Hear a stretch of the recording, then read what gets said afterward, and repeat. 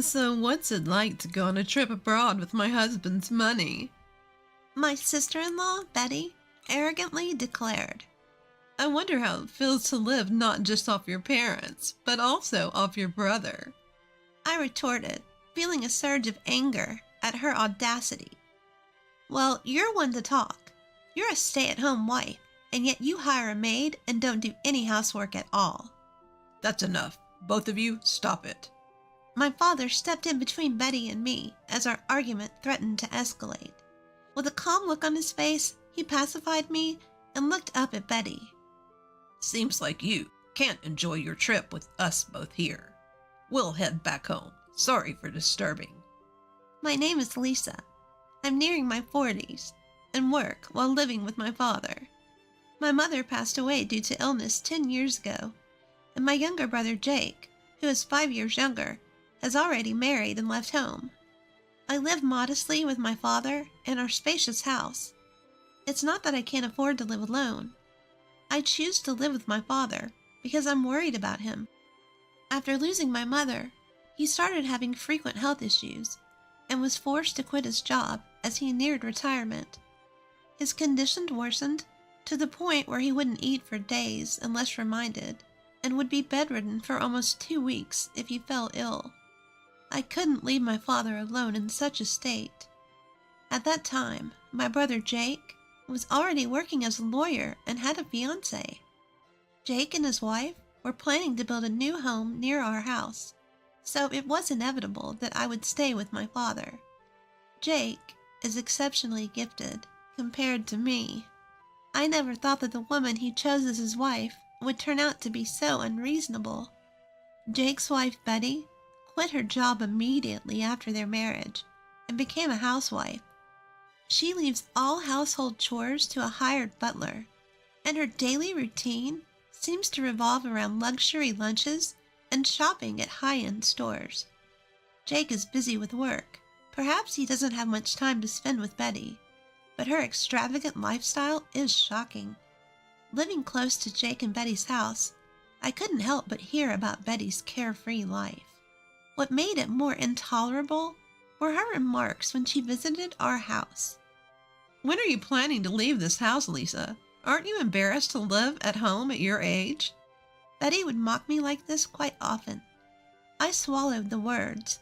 I don't want to hear that from a housewife who doesn't do housework and just enjoys herself, and responded with a vague smile. I've gotten to the point where I wish she wouldn't come to our house at all, but my father shows sympathy towards Betty, saying, Jake might be too busy, and she could be lonely. He doesn't drive her away. Rather, he often invites her to have dinner with us. I wish Jake and my father would show some understanding of the emotional toll this is taking on me. But when I see my father, who is unbothered by Betty's audacious attitude, smiling while eating with her, I can't help but think that as long as he's happy, that's all that matters. Why on earth did Jake marry such a woman? I often wonder, but I suppose there are qualities in Betty that only Jake can appreciate. I purposely ignore Betty's rude remarks and continue eating in silence. That day, as usual, my father invited Betty to have dinner. Jake has been swamped with work lately, and Betty usually helps herself to food left by the housekeeper. My father, perhaps feeling pity for Betty, decided to buy some expensive ingredients and proposed that the three of us have a nice meal together. I wasn't particularly thrilled, but if my father insisted, I didn't have a choice. I bought ingredients from the supermarket in town and managed to whip up some dishes I'd never cooked before. My father, who had been losing his appetite, was delighted and laughed, saying, I'm particularly hungry today. Betty arrived significantly past the agreed-upon time, sank into the dining table chair without so much as a decent greeting. The dishes I had prepared were lined up in front of her. Now that we're all here, let's eat, my father cheerfully suggested. Betty didn't seem pleased. She poked at the food with her fork, heaved a big sigh, and said, Do you think I can eat something that looks this unappetizing? Betty shot me a look of contempt as she glanced at the small dishes. I stared back at Betty, then turned to my father in surprise. My father also looked surprised, his mouth agape as he looked at Betty. Well, it may not be as good as the meals your housekeeper makes, but Lisa made this from scratch. Can't you be a bit more polite? When my father-in-law sternly rebutted, Betty immediately pulled a sour face. I never said I wanted to eat with you guys. I'm helping you make some memories, and you serve me something that looks so unappetizing. Can't you consider my feelings a bit? What do you mean by making memories? I muttered, but Betty picked up on it quickly. Betty looked down on me and my father, smirked, and said something unthinkable. Well, your father won't live much longer, right? I'm the diligent daughter-in-law keeping him company, so I expect a generous inheritance. At this, both my father and I were left speechless. The living room fell silent.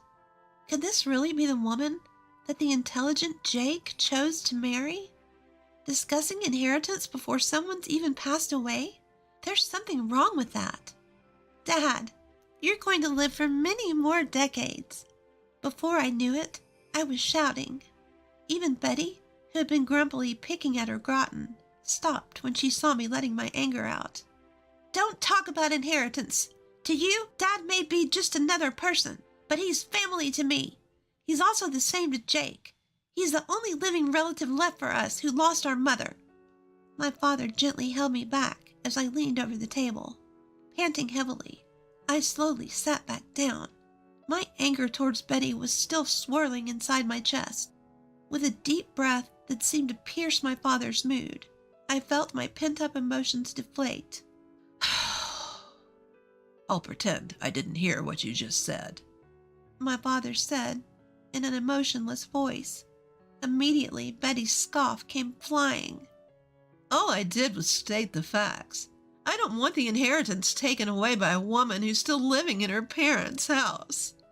Betty's words were so refreshingly straightforward, I no longer had the energy to be angry. She bravely rehashed what my father had tried to let slide, and threw her demeaning words and actions at us. I'll leave this rundown house to you, sister-in-law. Looks like you won't be losing your place to live.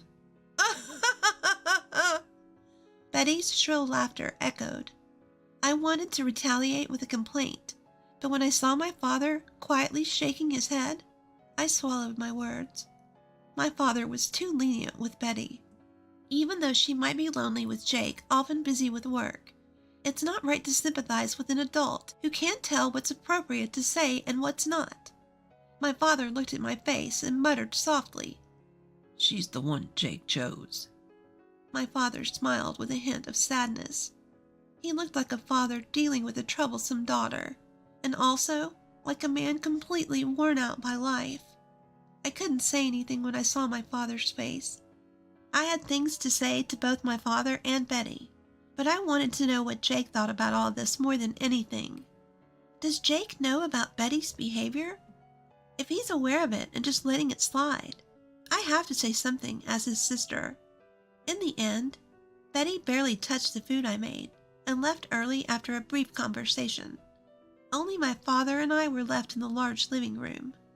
Creating memories, huh? Maybe she's right.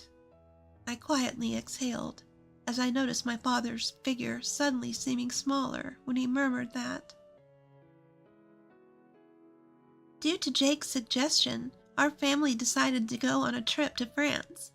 My father wanted to go to France while he could still walk on his own, so Jake and I planned the trip. Of course, I initially asked Jake to take Dad and go on the trip with just the three of them, without me. Betty would always make snide comments toward me if I was present. I didn't want to ruin the cheerful atmosphere of the trip. However, Jake insisted that it would be best to have someone who usually observes Father's condition, so he ended up purchasing 4 tickets. I reluctantly agreed to accompany them on the trip to France, and as I expected, Betty was in a bad mood the whole time and didn't exchange a single word with anyone on the plane. Once we landed, we went straight to the heart of Paris and enjoyed sightseeing. My father was unbelievably energetic, exploring everywhere. Betty seemed to lighten up a bit when Jake bought her a brand name bag. She walked arm in arm with Jake, but I couldn't help but notice that Jake didn't look particularly happy. At that moment, I accidentally made eye contact with Betty. She glared at me so fiercely that my heart jumped. By the way, why is Lisa here with us? Betty let go of Jake's arm and confronted me. I asked her to come. In case something happens to Dad, we need someone who can handle it. Jake tried to step in to help, but it seemed like his words didn't reach Betty. She kept staring at me, snickering. What's it like to go on a trip overseas with my husband's money? Airfare isn't cheap, so don't be extravagant, Betty said arrogantly. We're staying in a suite at the hotel, but it would be fine for Lisa to sleep outside, right? Jake called Betty's name sharply, trying to stop her, but she didn't listen. How does it feel to live not only off your parents, but also off your brother? I felt the blood rush to my head at that comment. Betty, you're the one living off Jake. Even though you're a housewife, you hired a housemaid and don't do any housework. Enough. Both of you, stop it. My father intervened just as Betty and I were about to get into a quarrel. With a serene expression, Dad calmed me down, glancing at Betty. It seems our presence is spoiling your trip. We'll go home. Sorry for disturbing you. Lisa, could you check the bus schedule to the airport? Without anger or distress, he calmly made his declaration. A smile spread across Betty's face, while a look of panic raced across Jake's. Wait a minute. What should we do when you guys are gone? Jake had a sudden realization and tried desperately to keep us from leaving. However, once Dad decided to go home, his resolution was firm. He had me check the bus to the airport, and he quickly set off in the opposite direction towards the bus stop. I had no choice but to follow Dad, while keeping an eye on my brother and his wife. We'll be just fine without the old man and old lady. Betty's voice echoed from behind us. I was momentarily angered at Betty treating Dad as an old man, but I had no time to waste on her. I chased after Dad, who was walking ahead, while hearing Jake's cries of anguish and Betty's insults thrown at him. Jake barged into the cafe near the airport where we were having tea, looking desperate. His forehead was covered in an extraordinary amount of sweat, signaling something was amiss. In a frenzy, Jake rushed to our table and bowed his head to us. I'm sorry about earlier. I'll apologize properly later, but for now, I need help with Betty. Jake bowed deeply, pleading with Dad. Dad and I looked at each other in surprise. What happened to Betty? When I asked in place of Dad, Jake began to explain with renewed energy what happened after we left. After we boarded the bus to the airport, Jake and Betty took a taxi to the hotel. The problem occurred after they got in the taxi. The English that worked at the tourist spots didn't seem to work with the taxi driver. Neither of them spoke French, and they couldn't understand what the driver was saying. The driver was asking them something, but they responded without really understanding. As a result, Jake said that when he paid the money and got off, the driver drove away with Betty still inside. I can't get through to Betty on the phone. She might have been mugged or something after she was dropped off, Jake said, his face turning pale, probably figuring it would be faster to rely on us rather than trying to cope on his own, and winding up out of his depth. Jake, who doesn't understand French, asked for our help. My father and I can speak French perfectly. Betty appears to think of my father as an old man who can't do anything, but he used to be a French teacher, and I too am a current French teacher.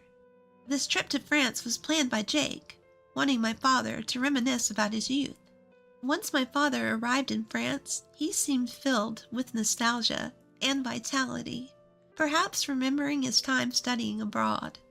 Since I too had studied abroad in France during my student days, after parting ways with my brother and his wife, we slowly talked about our time studying here. My father listened to the stories with a serious expression and eventually gave a slow nod. Let's return to the city center. I bet the taxi that dropped you guys off is waiting for its next fare there. With my father's command, we quickly got ready and set off on a journey to find Betty, who had been left somewhere. My father and I split up to look for the taxi that had dropped off my brother and his wife after returning to the city center. Most taxi drivers speak French without resorting to English. Before me, my father found the taxi that had taken them and quickly arrived at the location where Betty was said to have been dropped off. Fortunately, Betty was there, exactly where she had been dropped off, unhurt, slumped over. It was good that she was uninjured, but as soon as she arrived, she seemed to have been pickpocketed, and all her bags and valuables were gone, leaving her sitting there penniless. When Betty saw Jake's face, tears welled up in her eyes, but she quickly scowled when she saw us. What are they doing here? Betty, who was plainly grumpy, asked Jake, and he sighed heavily. If it weren't for the two of them, you'd have been left here penniless forever, you know. Show some gratitude. Betty's eyes rounded in doubt. What do you mean? Without them, our trip would have been a disaster. You and I, we can't speak French. That's why we ended up like this. But these two are different. Both are French teachers, far better than me. Betty looked uncomfortable, her gaze flitting over to us. A bad thought sprouted in me, and I dropped the quiet words to Betty. If we hadn't found you, you might have been sleeping rough here. Betty bit her lip in frustration. And also, the expenses for the trip were split equally between Jake and me. How's that? An overseas trip fully enjoyed on the money of an old lady living at her parents'? At this, Betty's shoulders began to shake. It's your father's money anyway, isn't it? To Betty's counter-argument, my father gently shook his head. I didn't do anything. Lisa and Jake, they're doing well on their own. They're my pride and joy. Just when I thought Betty was glaring at me intently, she fell silent without saying a word. Even though she had been helped, she didn't utter a single word of thanks. I had a mountain of things I wanted to say to her, but my father whispering, "Take it easy," made me hold back and keep my mouth shut. For Betty, this must have been an incredibly humiliating event. She must not have expected to be saved by the one she had been looking down upon. Even Jake seemed fed up with Betty's stubborn antagonism towards us, his face showing clear signs of frustration. Well, now that the issue has been resolved, shall we resume sightseeing? Let's go to a restaurant I used to frequent when I was studying here. My father suggested cheerfully. At my father's bright words, the family was once again united. We ignored the depressed Betty and thoroughly enjoyed our trip in France. Upon our return to the States, Jake was constantly apologizing to us, and he surprisingly and abruptly divorced Betty. Shocked, I asked him why they had married in the first place. Apparently, Jake had married Betty because she claimed to be pregnant and insisted he take responsibility. After they married, it turned out that her claim of being pregnant was a lie. However, Jake said he couldn't easily file for divorce due to concerns about his public image. However, his patience with Betty, who looked down on my father and me, had run its course, leading him to decide on the divorce. After the divorce, Betty was kicked out of their new home and couldn't continue her life as a housewife anymore. Of course, there was no maid to take care of the housework for her. What's more, due to a pickpocket incident during our trip to France, Betty ended up losing half her assets. She must be working hard, breaking a sweat by now. My father, remembering his younger days during our trip to France, became noticeably more cheerful and lively. I quit my long-term teaching job at school and am now busy running a French language school at home after some renovations. I'm hoping that my father will also teach French in our school someday. Our dreams as a family continue to expand.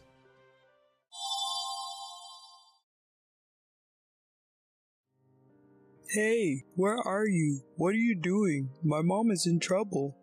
The voice on the answering machine message came from my husband. My mother-in-law had collapsed and had to be rushed to the hospital by ambulance. When I opened the wardrobe in my mother-in-law's room to prepare for her hospitalization, I saw an unbelievable picture of my husband and sister-in-law. When I saw the picture, My mind went blank and I ran to my parents' house to escape. It had been 3 years since I met my husband. I had been deceived for a long time. My husband did not love me. He just wanted a wife. I could never forgive him. So I decided to divorce him. My name is Sarah. I'm 32 years old and I work at a beauty salon. 4 years ago, I was in a hurry. My friends and colleagues from school were getting married one after another. I wanted to get married while I was still in my 20s. I was tired of hearing about husbands and children from my friends who were married. My friends may not have meant to belittle me, but although I listened to them smiling, there were times I cried on the way home. I was so envious. I hadn't had a boyfriend for a while, and I wondered if I would ever get married. Such thoughts made me feel gloomy and impatient. I had 2 years left in my 20s, so I decided to start marriage activity with all my heart. I think I did most of what I could, such as dating apps and marriage activity parties. I met a lot of people, but it was difficult to meet the right person. The person I liked was not marriage-minded and never got to the point of a relationship. I don't think I have high ideals, but it doesn't work out. I've only ever had friendships and then relationships. I was struggling with the difficulties of marriage activity. In the meantime, my friends were getting married one after another, so I decided to register with the marriage agency. It was expensive, but I thought that there would only be people I really wanted to marry there. That's when I met my husband, Ken. He was 5 years older than me and a refreshingly handsome man working for a prestigious company. It was a wonder that he wasn't married, and from the moment I saw his profile, I knew he was the only man for me. I signed up because I wanted to get married as soon as possible. That's what my husband said on the day we first met. Me too. Nice to meet you. I thought he was a refreshing person, just like his profile, polite and nice in the way he talked to me. I appealed to him like never before. I told him that I didn't have much education or work experience, but that I liked doing housework. I'm too busy with my work to take care of the house, so I want to marry someone like Sarah, he said with a smile. I was flattered and so happy. Finally. I actually live alone with my mother. She has a chronic disease, so I can't leave her alone. If we were to get married, I think I would ask her to live with me. I hope you will consider that as well, he explained politely. I was a little surprised, but I felt that he was sincere in telling me in advance, rather than suddenly telling me after we get married. In my work, I've often dealt with female customers of all ages, so I'm used to dealing with older women. I'm rather good at it. I didn't know what kind of person my future mother-in-law was, but as long as she would meet me, I thought living with her would not be a problem. More importantly, I wanted to get to know Ken better. He seemed to like me and we were able to go on a few dates. The more I met him, the more I thought he was a gentleman and a nice person. I was also able to sit in one dinner and meet his mom. His mom was petite and very pretty. Sarah, you're a lovely lady and you're too good for Ken. I know you might be nervous about living with me, but you don't have to worry about me. I have a chronic illness, but I don't need nursing care. Next time, let's go out for parfait instead of this nice restaurant, she said. She has a high voice, speaks in a relaxed manner, and we share a love of sweets, so I thought we would hit it off. I no longer felt uneasy about living together. Ken said that he wanted to get married right away, and we started dating on the premise of marriage. Ken was a busy man, constantly working, but he made time for me. We went on trips and spent a lot of time together. Even after seeing his face right after waking up, my impression of him was still the same as it was when I first met him. He was refreshing. The more I saw him, the more I liked him. His mom and I became such good friends that we even went out for sweets together. She takes a lot of medication, but she's full of energy and young. I was worried about her though, because she has to wait in line at popular restaurants. Don't worry, I'm looking forward to it. I can't wait to taste food so good that I have to wait in line, she said with a big smile on her face. Treating her like a friend, I sometimes forgot about the age difference in their relationship. She told me that her mother-in-law had been divorced twice and that she had had some difficulties when she was younger. We dated for around 6 months and then got married. I was happy that we were able to get married just barely in our 20s, and from the bottom of my heart, I was glad that I had worked so hard on my marriage activities. We quickly registered our marriage and began preparing to live together. Then one day, my husband told me there was something he needed to talk to me about. I wondered what was going on and had a bit of a bad feeling about it. I never told you this before, but I have a sister, Hannah, who is not related to me by blood. At first, I didn't quite understand what he meant. Hannah was my husband's stepfather's daughter.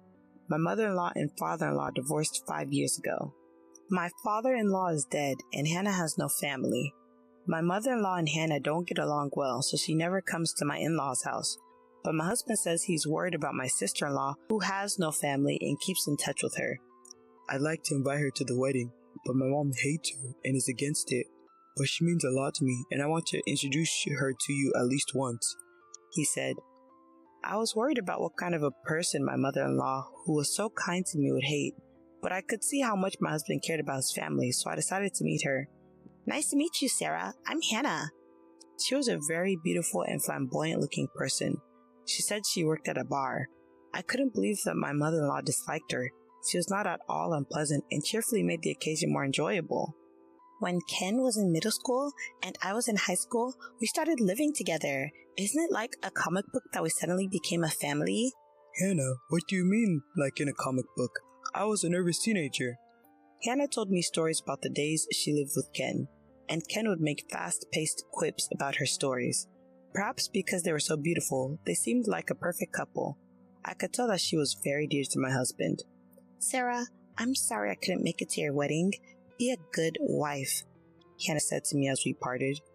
Don't tell my mother about today. If she gets angry, it will be a pain in the butt, Ken said on the way home.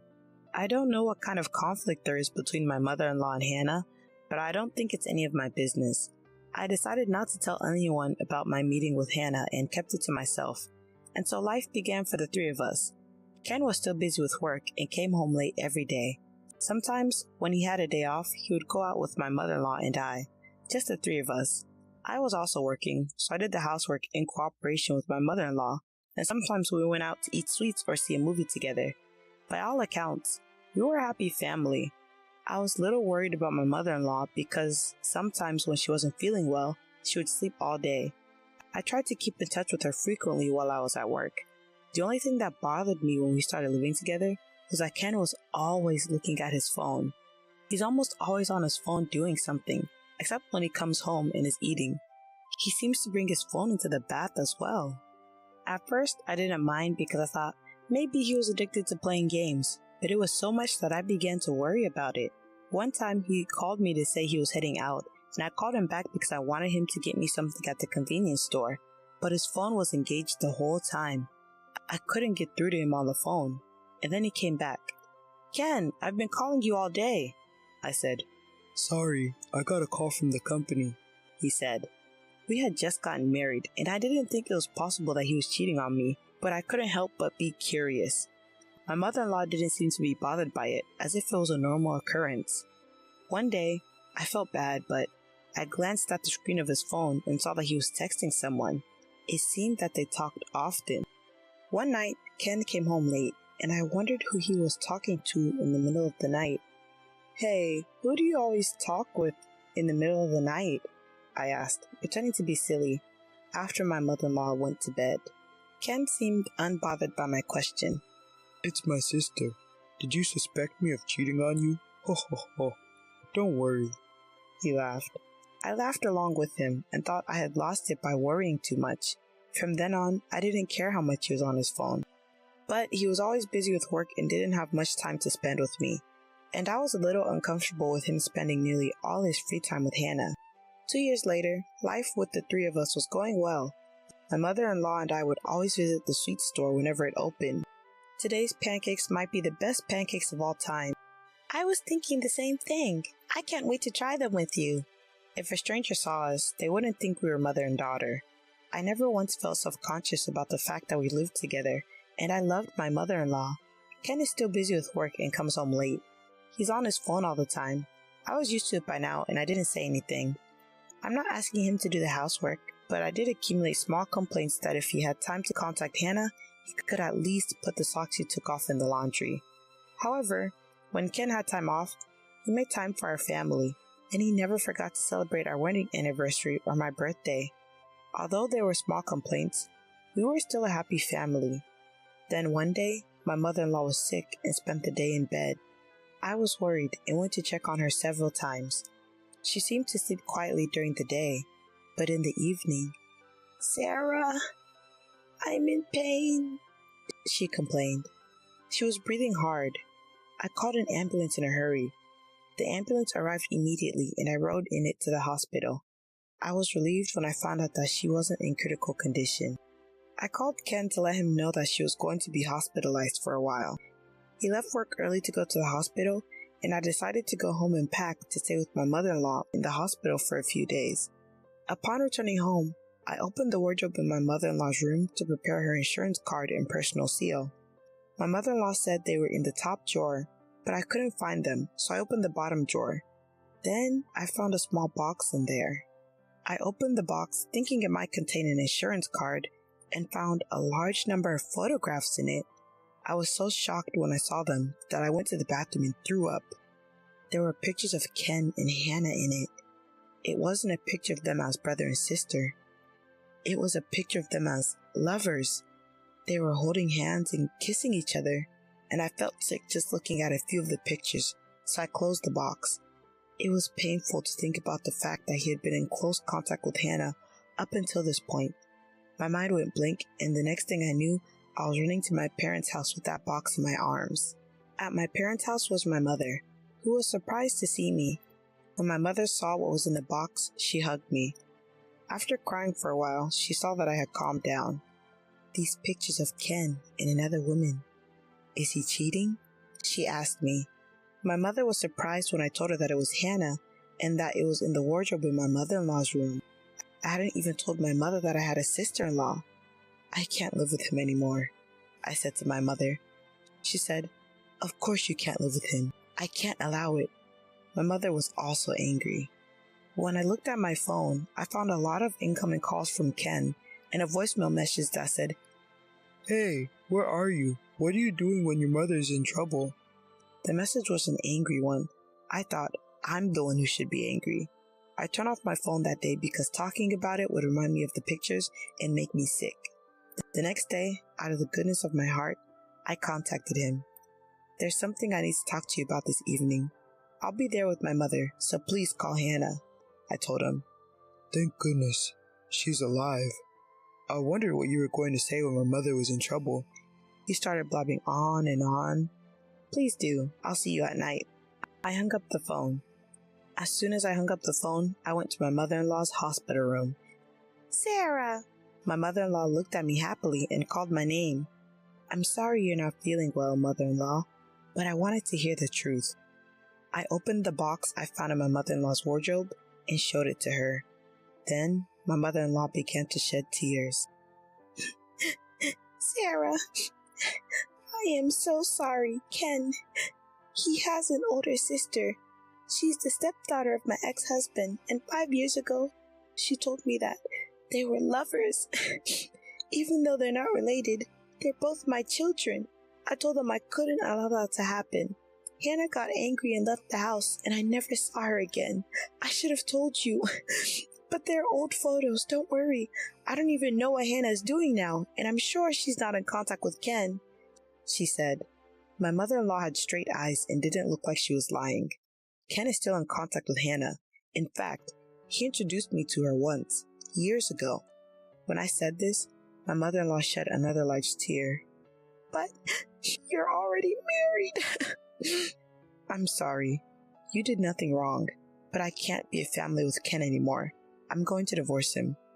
Don't apologize to me. It's my fault for not noticing. I'm sorry, my mother-in-law said. I couldn't stop crying either. I left the hospital room and went to the house where my mother, Ken, and Hannah were waiting. When I arrived, they were all waiting for me. I sat down and immediately showed them the pictures. You two are lovers, and I'm divorcing you. Ken didn't seem offended and said, Oh, yes, that's right. Me as a family member and me as a lover are two different things. You were happy as a family, weren't you? Mom was happy too. What's wrong with that? We don't have to get divorced, he said with his usual fresh smile. Hannah too. I'm sorry I didn't tell you, but I have no intention of destroying your family. I don't think divorce is necessary, she said. I was trembling with anger as I listened to what they were saying. Don't be silly. This is cheating. How can I be family with someone like that? I yelled at them in a loud voice. Well, don't be so loud. If you want a divorce, that's fine. I've done my duty as a family member, Since you're the one who initiated it, it's an amicable divorce. Ken said something I didn't understand. What? What's amicable about this? This is a huge betrayal. I'm going to charge both of you alimony. Oh, okay. That's fine. I'll pay as much money as you want. In return, don't tell my mother. As for the reason for divorce, let's just call it a personality conflict. I've already told your mother everything. She was crying. I told her we're getting a divorce. What? Why would you do that? Hearing my words, he lost his composure and shouted loudly. Hannah too. Why did you tell her? She cried. My lawyer will contact you about the alimony, so goodbye. With that, I left the house with my mother. My mother said, "You did a great job." She hugged me. I cried loudly into her chest. Now I know that Ken didn't care about me from the beginning. He just wanted a wife to reassure his mother. I wanted to marry him too, and maybe we were happy as a family, but I can't forgive myself for not knowing that I had been betrayed ever since we met. I'm glad that I realized it now and was able to get a divorce. Later, through my lawyer, the divorce was successfully finalized. I requested alimony from Ken and Hannah, but Hannah didn't have any money and was angry at Ken for only paying his share of the alimony. Their relationship soon deteriorated and they decided to separate. Hannah couldn't afford to pay the alimony, so she started working lunch and dinner shifts at the bar where she originally worked. After she was discharged from the hospital, my mother-in-law was angry with Ken and told him that if he sees Hannah even once in the future, she will cut ties with him. My mother-in-law and I still keep in touch and we occasionally go out for sweets. I'm relieved that she is out of the hospital and seems to be in good health. I now live with my parents. I'm busy preparing for the reopening at the beauty salon where I used to work. When things settle down a bit more, I'll start living alone again. I'm no longer envious when I hear about my friends who are married. Until the day comes when I meet someone wonderful again, I'll keep working hard.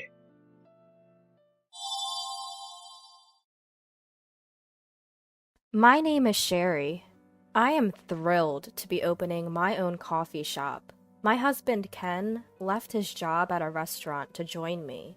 After all, it was our dream to run a coffee shop together. We don't have kids yet, but this shop we've created through countless trials and errors, from financing to location and interior design, is our baby. So we are eagerly awaiting for our grand opening, our baby's debut. One day, while we were buzzing around with preparations, we had a visitor to our place, right above the shop. It was Ken's mom, my mother-in-law. She's a laid-back person, accepting of our venture. I admire her calm character and kindness so much. I hope to be such a mother-in-law when I have my own daughter-in-law. It's still a few days early for our grand opening celebration, but she arrived with an enormous load of luggage. Surprised, Ken and I asked what happened. Then she said, "I've been kicked out of Joe's house." Just as she said, she'd been kicked out of the apartment she shared with my brother-in-law and had nowhere else to stay. I knew this would be a busy time for you guys, but she looked apologetic. Her nonchalant attitude only made it harder for me. But Ken and I, we were both furious, not at her, but at my brother-in-law. Ken immediately called him. "Joe, Mom showed up alone at our place, saying she's been kicked out. What's going on?" Joe, remorseful yet firm, told us, "We just can't live together. My wife and I are also swamped, starting a new business, and we don't have time to take care of Mom, who's becoming forgetful. Could you guys take care of her for a while? Once we're settled, we'll come to get her."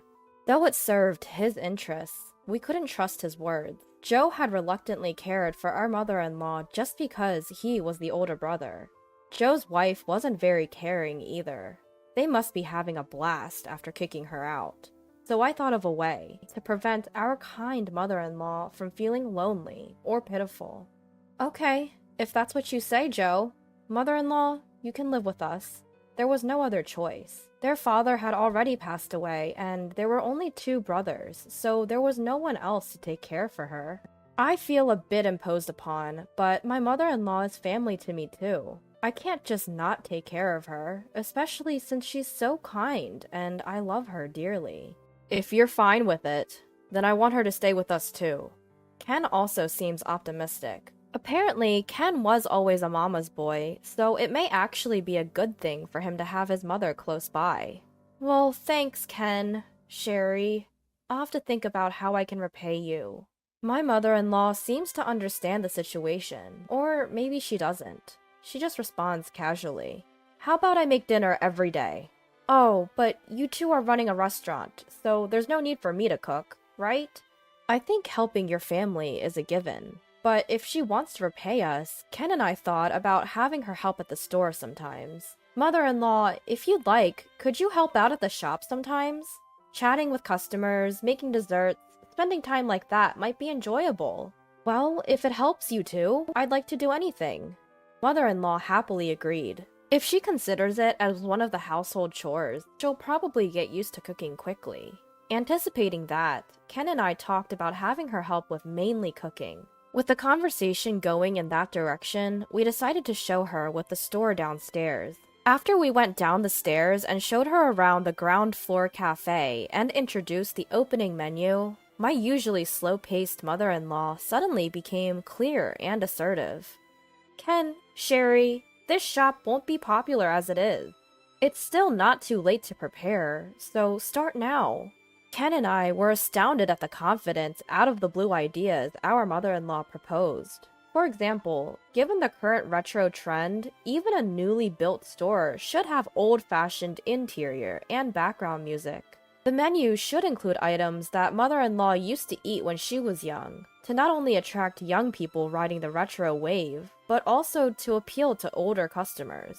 Moreover, since the number of candy shops in our town is decreasing, we should set up a corner for candies, allowing buyers to eat inside the store, and would attract families with children. All her ideas were innovative and in line with the town's needs.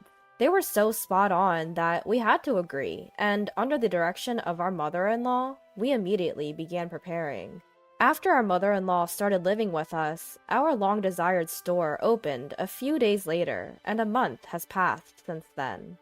If the store had no future, the number of customers would significantly decrease after a month, but we don't have that worry with our store. We get so many customers every day that there's a line. All this is thanks to our mother-in-law. Sherry, the sandwich for table 3 is ready. Please bring it over. Yes, coming right now. Though I'm busy, each day is fulfilling. It might have been a real blessing that my mother-in-law decided to barge into our lives at that time. But one day, an intruder would disrupt our busy yet enjoyable days. It was my brother-in-law and his wife. We live in the same town, you know. We've heard the rumors. Your business seems to be flourishing. And isn't it true that Mom is being called the beloved granny of the store? My brother-in-law, with a sarcastic look on his face, glanced around the cafe and said this. Actually, we're thinking of starting our own shop too. A boba milk tea shop, which has been all the rage since last year. For that, we would love to have Mom help us out. That's why we came to pick her up. Give Mom back. Huh? Joe, what are you saying all of a sudden? Well, it was agreed from the start that she would return once we settled down. Now it's time. Come on, give Mom back. You guys have had enough of your good fortune, haven't you? It's our turn now. As if they can just return my mother-in-law like she's some kind of lucky charm. They can say whatever they want, but the cafe that the 3 of us created is just starting to take off. The real test is still to come. We're already relying on my mother-in-law as a full-time employee. If she were to leave us now, who would fill that gap? You can just hire part-time workers. A thriving business like yours should have no trouble attracting young workers, right? They'd probably work harder than an elderly woman like Mom. So Mom, let's say goodbye to Sherry and Ken, and go home together. At Joe's words, my mother-in-law agreed surprisingly easily. Both my husband and I were thrown off. Mom, you don't have to listen to Joe. You can stay where you want. Ken, I really think it's okay to go back to Joe's place. I'm sorry for interfering, Sherry, but it was fun working with you two. Come and visit us at home sometime. Without giving the impression like she was being taken away by force, my mother-in-law went back home with Joe and his wife. There was no time to feel wronged or bitter, but with the absence of my mother-in-law, who was like oil in our machinery, both the cafe and our home felt a bit emptier. That much was certain. Days where we forgot about time due to our busyness passed, and before we knew it, about half a year had passed. The cafe is still bustling as usual today. The advice from my mother-in-law, whom we haven't heard from since that day, has undoubtedly contributed to our success. I wonder if she's doing okay. I thought about calling her out of concern, but seeing Ken, who obviously felt abandoned by his mother, acting sulky, I couldn't bring myself to make contact. Welcome! The atmosphere at home isn't great, but the store opens today as always, and we have customers coming in. And on that day, it was not a customer who opened the door of the shop, but my mother-in-law, her usual serene expression on her face. Sherry, Ken, I've missed you. Mom, what brings you here all of a sudden? Mother-in-law, we were worried about you. You never reached out. Have you been okay? In response to our barrage of questions, my mother-in-law simply smiled and repeated what she had said once before. I was kicked out of Joe's house. They asked me to help at the shop, and I did. But it seems the business has been floundering. They told me I was a nuisance, so I left, and I was hoping to work with you guys again. It seemed that yet again my mother-in-law had been driven out for a reason you wouldn't think to do to your own mother. Ken and I began to plot our revenge on Joe, but it turned out there was no need. Joe showed up on his own, looking utterly worn out. Mom, why do you keep disappearing without a word? Both me and her are struggling without you. Joe's wife, also known as Her, wasn't present today. It seems she was overseeing the shop. Joe, don't make it sound like it's my fault. You guys said you wanted to cut labor costs, so I, being your family, decided to leave first. I then understood what she meant by being kicked out. If they wanted to cut labor costs, they'd first dismiss the ones who could easily be let go. Or my mother-in-law, who was at an age where she technically didn't need to work. That was not about you, Mom, but the part-timers, the students. We never said a word about you. Moreover, I don't want to be in your shop anymore. I don't want to jump into a sinking ship. If they asked me to finance a failing shop using my savings and pension, it'd be unbearable. Don't be like that. Come back to the shop and give us advice like you did to Ken. Didn't you say that even an old woman like you could give advice on managing the shop, and that Ken and his team were very kind? We also want advice from you. It's not a big deal. No way. I helped Ken and his team because they wanted to create a coffee shop like the one I worked at when I was young. A place where the local people can relax. You're only interested in your own profits and short-term gains. That's not true. I also opened a store to sell trending desserts for the revitalization of our community. Is that really so? Young people's trends change so quickly. You're not capable of adapting to such volatile changes because you're a business novice. Besides, even if it's trendy, young people are very observant of adults, and they'll naturally migrate to a better shop. Your shop might be novel and shiny, but the staff training isn't up to the mark. And customers don't seem comfortable there either. Just because you have experience working in a finance department and are good with numbers, it doesn't mean you can run a business well. It's pathetic. It's clear that the staff are blindly led too. With a sigh, my mother-in-law continued to speak with a sorrowful expression, as if lamenting her own son. In a small-town diner like this, you can't just mindlessly sell what's trendy among young folks. You failed to cater to customers' needs. You couldn't captivate their hearts. I wonder if you really aspire to be in the service industry. It saddens me. Especially since I used to be a waitress at a coffee shop. I just couldn't, and don't want to, work at your place. You should have said so from the very beginning. You were quick to intervene with Ken, but with me, you just went along with things. I couldn't intervene, Joe.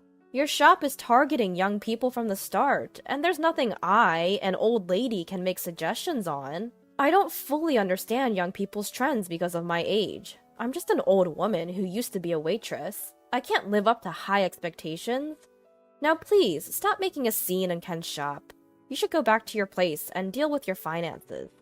Joe, feeling belittled by his mother, finally blew up. Enough! Let's go home! If you say you only knew about coffee shops, I'll change my business and make it a coffee shop. You can give me advice like you did for Ken and make me a lot of money. Joe tried to grab his mother's arm and pull her away. Ken and I stepped in, restraining Joe. It wasn't just Ken. I had also lost patience. Listening to the conversation, I had been holding back words I'd long wanted to say. There's no way someone who can't even care for his own mother can consider the needs of complete strangers. You can go home on your own. And don't come to see your mother again. She is a coworker to us, not a tool for you to make money. My husband threatened to call the police if he caused any more trouble. And with that, Joe finally left. After that, Joe and his wife, who treated my mother-in-law terribly, predictably failed in their business and ended up filing for bankruptcy. On top of that, they were sued by their part-time workers for harassment and unpaid wages, resulting in having to pay a hefty compensation. Joe and his wife got divorced, and he was also sued for alimony, ending up in layers of debt. Joe, who had treated his own mother so horribly, couldn't rely on his family anymore. He would have to live and work alone, slowly paying off his debt. We heard about Joe's situation through a relative, but my mother-in-law didn't seem to care, showing no intention of throwing him a lifeline. I don't have time to worry about him. I'm going to be a grandma. I'm looking forward to taking care of my grandchild. Indeed, neither mother-in-law nor Ken and I had the time to worry about Joe. Our shop was thriving more than ever since mother-in-law came back, and we were blessed with our long-awaited child. Sherry, don't stress out just because it's your own shop. Work at your own pace. All of us, and our regular customers too, are most excited to see your child's face. Thank you, mother-in-law.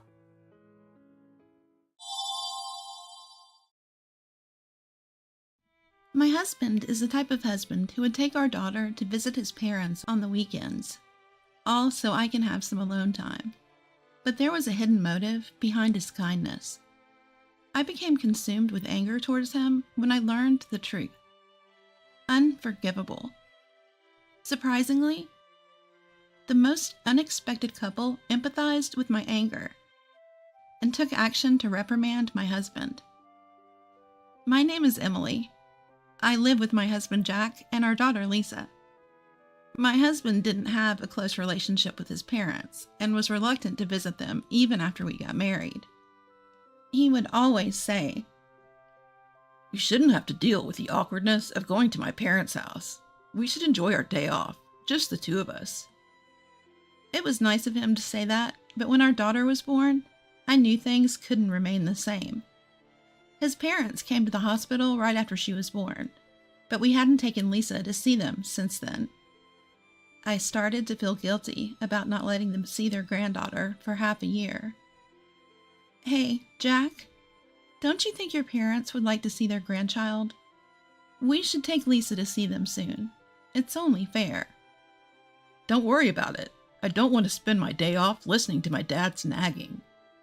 Jack's father was quite strict, and it seems that they didn't get along well since he was young. I felt hesitant to go visit his parents alone, especially considering our already distant relationship. Reluctantly, I enclosed a few photos of Lisa and apologized for our absence in a letter.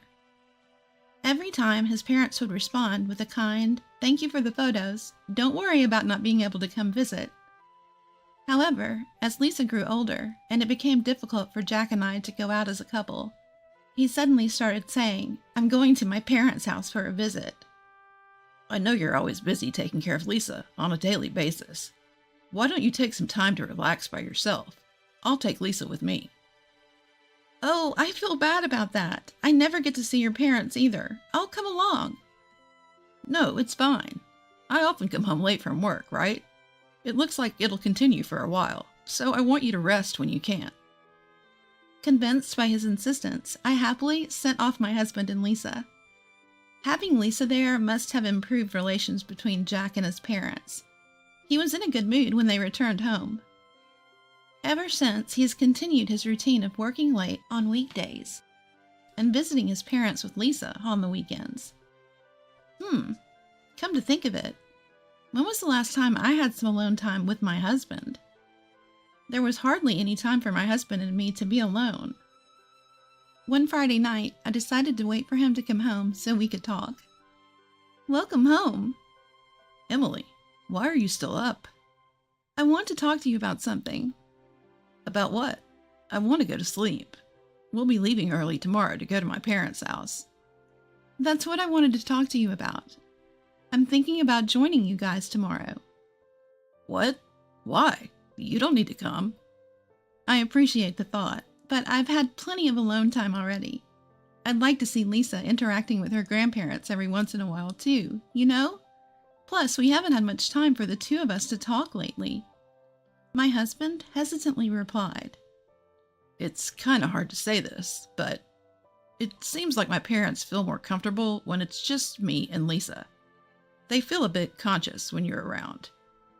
I was at a loss for words when I heard him say that. Take some time for yourself at home. As I indulged in these words from my husband, I wondered if a rift was unknowingly forming between me and my in-laws. I'm going to visit my parents with Lisa tomorrow. Just the two of us. Anyway, I'm going to take a shower and go to bed. Jack spoke as he briskly made his way to the bathroom. With him putting it like that, there was nothing I could do. After the two left for his parents' house the next day, I wrote a letter to my in-laws for the first time in a long while. I apologized for not staying in touch and expressed my desire to visit them once in a while. This reminded me of when I used to write letters to them after giving birth. Back then, they used to respond kindly, but now I don't know if I'll receive a reply from them. After sending the letter, I waited for their response, as checking the mailbox became my routine. One day, I found a letter in the mailbox. It was from my in-laws. My heart pounded as I opened the envelope. The content of the letter was something I didn't expect. We're glad to hear from you after such a long time. How is Lisa? Has she grown a lot? We would be happy if you could send us some photos again. Judging from the content, it seemed that they hadn't seen Lisa in a long time. Then, where had my husband and Lisa been going every weekend? I thought back to my husband's recent behavior. Come to think of it, there was usually a scent of soap coming from Jack when he came home late.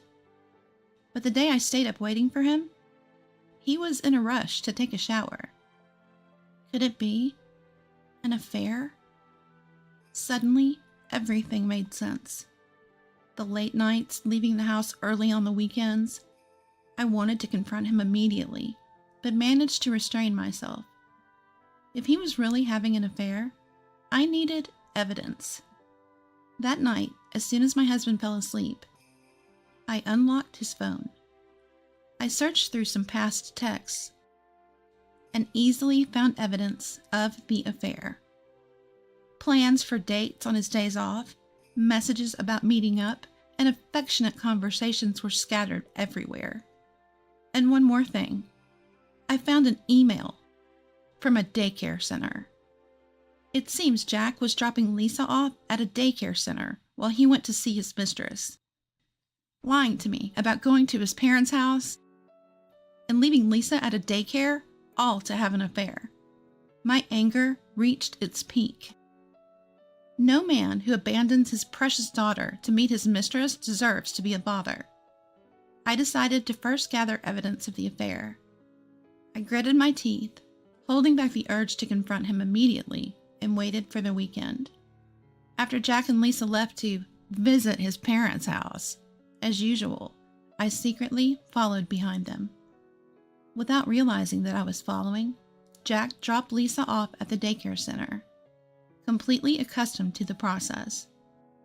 Meanwhile, Lisa cried, looking distressed to be left at an unfamiliar daycare. Lisa, hang tight just a little longer. I'll be back to pick you up right away. With a sense of unease and reluctance, I trailed behind my husband, unable to shake off the lingering feeling. My husband, all giddy and excited, arrived at the train station and ran up to a woman with a big smile on his face. The woman also spotted him and ran over. She must be Jack's mistress. They didn't seem to care that they were in public as they got all lovey-dovey, walking arm in arm. There was no longer any doubt about Jack's infidelity. Just as I captured an intimate moment between them in a photo, my phone rang. Hello? Oh, mother-in-law. The call was from Jack's mother. Long time no talk. What? Father-in-law? My mother-in-law, on the verge of tears, told me that my father-in-law had been rushed to the hospital after collapsing. I hurried back to the daycare to pick up Lisa, and then headed straight to the hospital. My father-in-law was in the bed, still unconscious. Beside him, my mother-in-law had an anxious expression on her face. Emily, thank you for coming. Oh no, I should apologize for not being in touch. That's not important right now. My mother-in-law noticed Lisa, and her eyes lit up. You've grown so much. Look, honey, Lisa's here to see you. Please wake up. She spoke to her unconscious husband, her eyes welling up with tears. But there was no response from my father-in-law. She wiped her tears and spoke to me. I tried calling Jack, but couldn't get through. I left him a message, but I guess he hasn't noticed it. I'll give him a ring. I called Jack. He didn't pick up at first, but after persistent calling, he finally answered. Emily, what's up? Where are you? You weren't answering, and I was worried. I'm out fishing with Dad. Bad reception here. My mother-in-law looked at me in shock at his words. I nodded to her and continued with the conversation. With your father? That's odd, because he's right here in front of me. What? Where the heck are you? I'm at the hospital. Your mother called to tell me that your father collapsed and was taken to the hospital. So that's why my mom kept calling. You knew she was calling and ignored her, didn't you? Was your rendezvous with your friend that important? What are you talking about? Don't play innocent right now. It's too late. I already know that you've been lying about going to your parents' house and instead having secret dates with your mistress. How? How did you find out? I wrote a letter to your parents, apologizing for not visiting in so long. Turns out they hadn't seen not only me, but you and Lisa either. I was shocked. If you want to meet your mistress so badly that you leave Lisa alone in daycare, don't even bother coming home. Hold on, I'll go pick up Lisa right now and head over there. I already picked her up. I can't believe you left her looking so sad and lonely. You followed me? Well, yes, I needed evidence for me to claim alimony after we get a divorce. I've got all the important scenes on camera now, so I can finally have peace of mind. Divorce? Alimony? Hold on. That's not what I... That was when I heard a sweet voice coming from the other end of the phone. Jack, are you still on the phone? Hurry up and come over. He hastily reacted to that voice. Be quiet. If this gets out, we'll be paying alimony. It sounds like he was speaking to his mistress, but his voice was loud and clear for us to hear. With my mother-in-law as a witness, claiming alimony was now a sure thing. I hung up the phone in disbelief. My mother-in-law gazed at me with astonishment. The conversation you just had with Jack. I'm sorry for all the trouble at such a difficult time. Jack has been out of the house every weekend lately, saying that he's going to visit you with Lisa. They haven't been coming over here at all. Yes, I noticed he'd been lying when I received the letter from you that led me to discover his affair. Jack's having an affair? How could he do such a thing when he has such an adorable daughter? He prioritized his mistress over our daughter. Today, as always, he left a reluctant Lisa in a daycare to go on a date with her. So, that's why he initially lied about being out fishing with his father.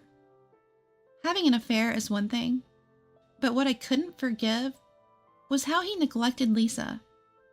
I was collecting evidence to get a divorce when I received a call from you. Is that so? I'm sorry about my son. No, you don't have to apologize. Besides, it's not right to talk about us while your husband is in this condition. Just then, a raspy voice echoed through the hospital room. Don't worry about it. My mother-in-law and I were startled as we looked toward the source of the voice.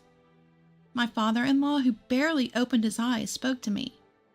Emily, feel free to let go of my son whenever. Father-in-law!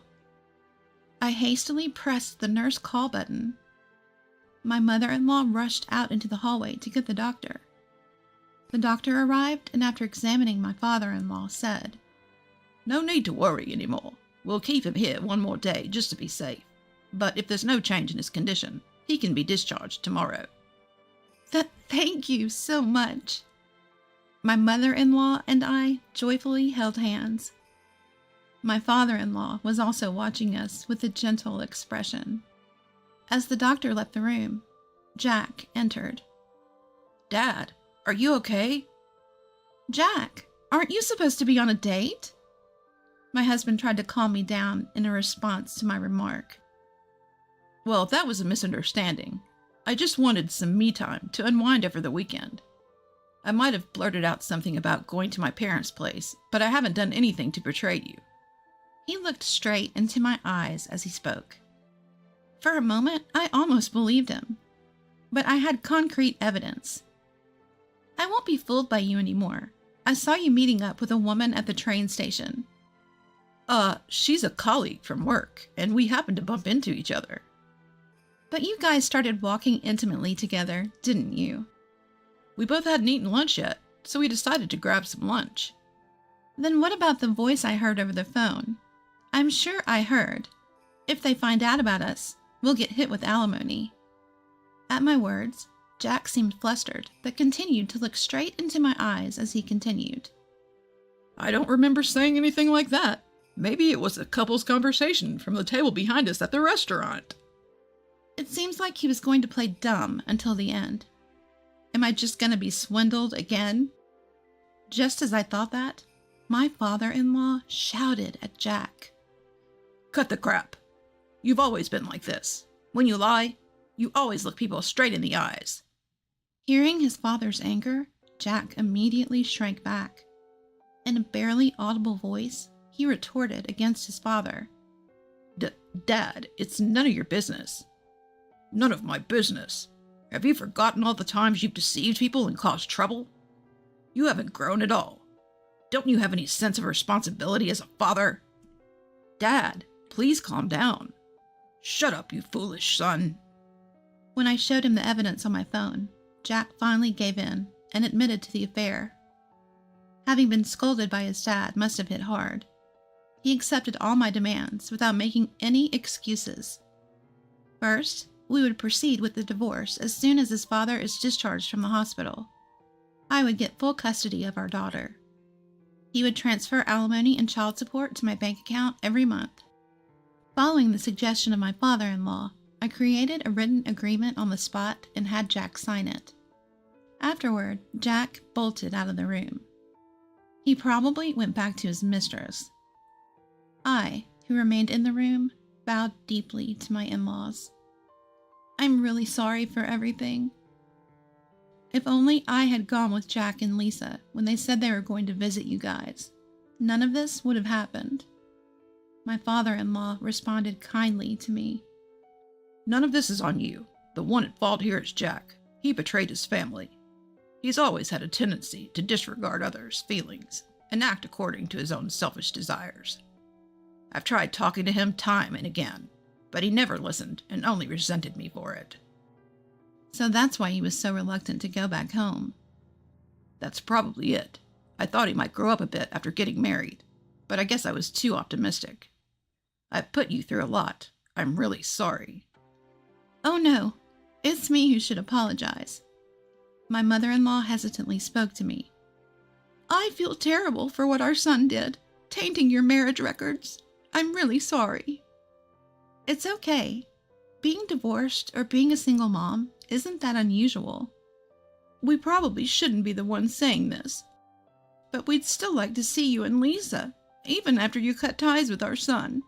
We'll do whatever we can for the two of you. So if you ever need help, Please don't hesitate to ask. I had no intention of getting back together with Jack, but being a first-time parent was full of uncertainties. My mother-in-law's offer made me so grateful that I was brought to tears. My father-in-law agreed with her. Yep, I'd like to second that. Let us support you and Lisa in place of our foolish son. Of course, I'll make sure he pays the alimony and child support. Thank you both so much. I gave them a deep bow. After my father-in-law was discharged from the hospital, I started visiting their home with Lisa every once in a while. I didn't mind going to visit them at all, and Lisa loved spending time with her grandparents. I would have loved to visit even more, but I was worried about running into Jack. Perhaps noticing my concern, my father-in-law updated me on Jack's situation. As expected, Jack headed straight to his mistress's place after leaving the hospital, but she became unreachable a day after he brought up alimony. Apparently, they met on a dating app, and he didn't know her address or even her real name. Perhaps she was only after his money from the beginning, as she was much younger than Jack, and dressed in flashy attire. She must have realized that she couldn't get any more money and decided to abandon him. I couldn't find her either, so getting alimony from her was impossible. But thanks to my father-in-law, who advised me to set up the alimony a bit higher than average, what I received from Jack was sufficient for living. Jack, realizing he couldn't pay the alimony and child support with what was left of his assets, seemingly went to his parents to ask for money. My father-in-law didn't let him set foot inside the house. I'm cutting ties with a foolish son like you. Don't ever come back. And don't you dare bother Emily. And with that, he was kicked out. Jack was barely making ends meet and was somehow scraping together alimony and child support. Hearing all this made me feel relieved. Since my in-laws cut ties with him, I didn't have to worry about running into him while visiting them. I must say, marrying Jack was a mistake, but getting to know such kind and wonderful in-laws was a silver lining.